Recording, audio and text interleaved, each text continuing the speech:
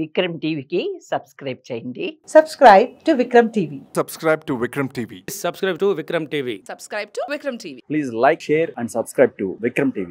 దాసనారాయణ గారు ఇంట్రడ్యూస్ చేసిన చాలా మంది ఉన్నారు యాక్టర్స్, కానీ అతి క్లోజ్గా ఉండేవాళ్ళు ఎవరు ఉండేవాళ్ళు సార్ దాసనారాయణ గారికి? అంటే మోహన్ బాబు గారు అని అందరికీ తెలుసు, ఇంకా అలాంటి నటులు ఎవరు ఉన్నారు? అందరూ ఆయన ఇంట్రడ్యూస్ చేసిన వాళ్ళు అందరూ దాదాపు జయసూర్య గారు కానీ, జయప్రద గారు కానీ, మన మురళీమోహన్ గారు కానీ, వీళ్ళందరూ క్లోజ్గానే ఉంటారు ఆయనతోటి.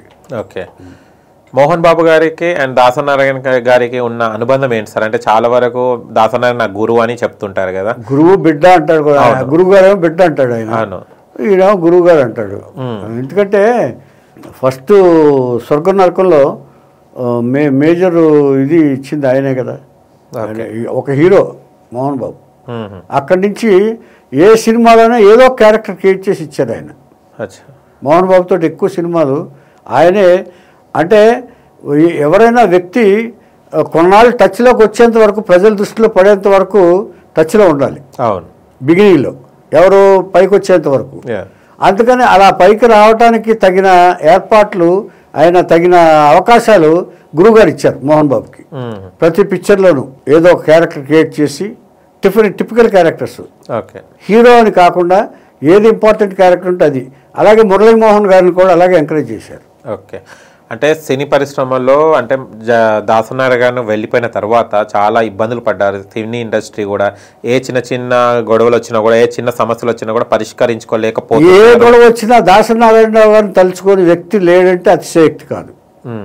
ఎంచేతంటే ఆయన ఉంటే, ఇప్పుడు నిన్నగాక మొన్న మోహన్ బాబు గారి ఇష్యూస్ వచ్చినాయి, గురువు గారు ఉంటే ఇంతవరకు వచ్చేది కాదు. అక్కడనే కూర్చోబెట్టి అందరిని కూర్చోబెట్టి, ఆయన పెద్ద, అందరూ గౌరవించే వ్యక్తి.